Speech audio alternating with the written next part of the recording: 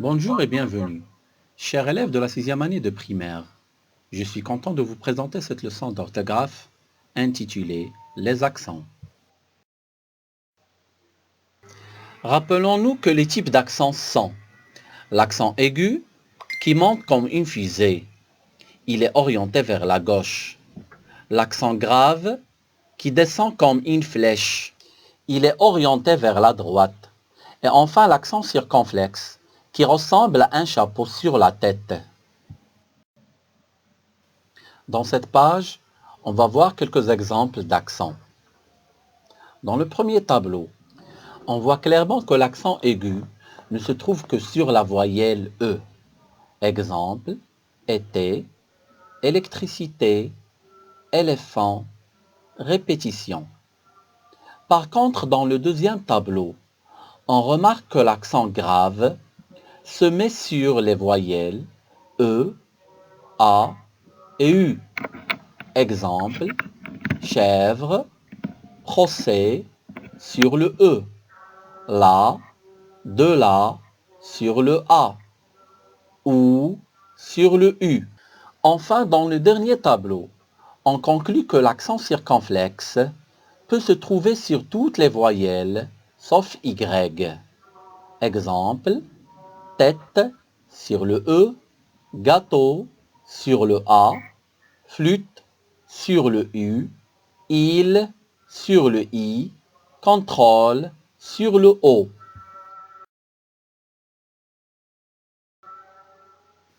Ici, nous allons voir quelques astuces ou règles qui vont nous permettre de distinguer ou de reconnaître les différents accents. Il y a une grande différence entre la prononciation de « et » accent aigu et de « et » accent grave. « Et » accent aigu, c'est une voyelle fermée, car quand on la prononce, notre bouche est quasiment fermée. Exemple, école, clé, amitié. Par contre, et accent grave, c'est une voyelle ouverte, car quand on la prononce, notre bouche est grande ouverte. Exemple, père, frère, accès. Pour comprendre tout cela, prononçons le I et le A et remarquons la différence de prononciation.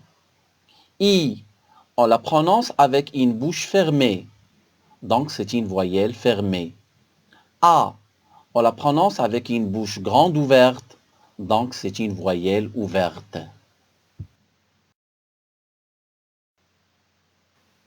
On passe à l'astuce numéro 2, qui concerne les accents graves. Et on devrait retenir que l'accent grave sur le A ou sur le U sert à, premièrement, distinguer les homophones tels que A, le verbe avoir à la troisième personne du singulier, et A accent, la préposition.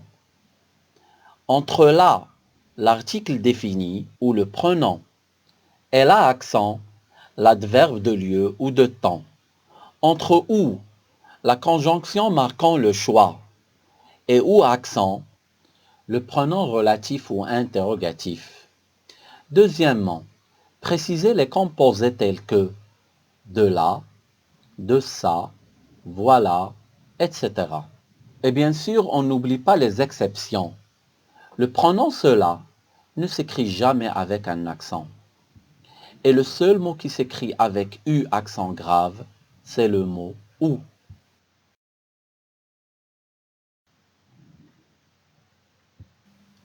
Et voilà, nous sommes arrivés à l'astuce numéro 3, ayant un rapport avec l'accent circonflexe. On doit savoir que l'accent circonflexe est souvent la marque d'un S disparu. Exemple, hospital dans l'ancien français est devenu hôpital avec un accent circonflexe sur le O. Test dans l'ancien français est devenu tête avec accent circonflexe sur le E.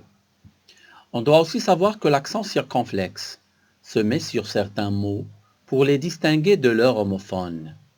Exemple, péché accent aigu, ça veut dire commettre des fautes ou des erreurs, et péché accent circonflexe, qui veut dire capturer des poissons. Il boite. Le verbe boiter à la troisième personne du singulier, qui veut dire marcher en inclinant le corps d'un côté plus que de l'autre. Et boîte, accent circonflexe sur le i, qui veut dire un récipient.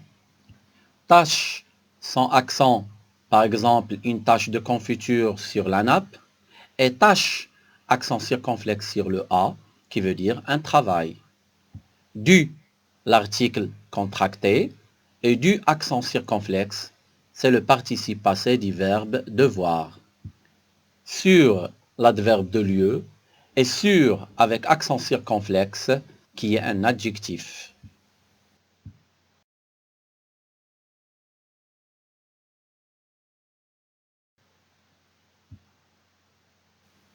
On va consacrer cette partie aux exceptions, et on va préciser les cas dans lesquels la voyelle E ne prend jamais d'accent.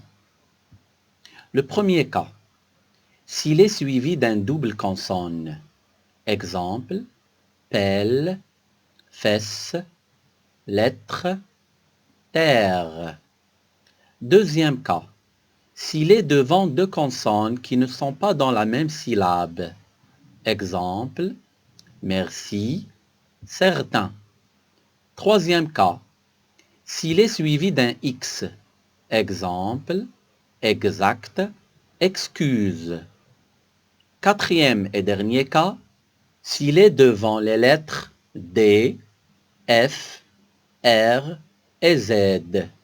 Si ces lettres sont parmi la dernière syllabe du mot, exemple, pied, nef, pleurer, mère, nez, prenez, le verbe prendre à la deuxième personne du pluriel.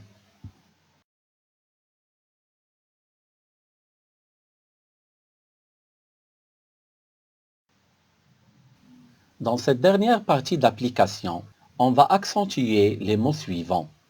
Gâteau. Le A va prendre un accent circonflexe, car c'est la marque d'un S disparu de l'ancien français.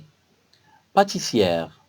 Là aussi, l'A va prendre un accent circonflexe pour la même cause.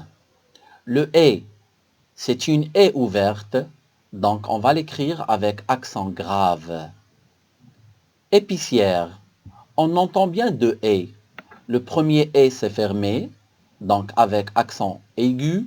Le deuxième E c'est ouvert, donc avec accent grave. Forêt. On va écrire le E avec accent circonflexe, car c'est la marque d'un S disparu de l'ancien français. Préféré. On entend deux E fermés, donc on va les écrire avec accent aigu. Connaître.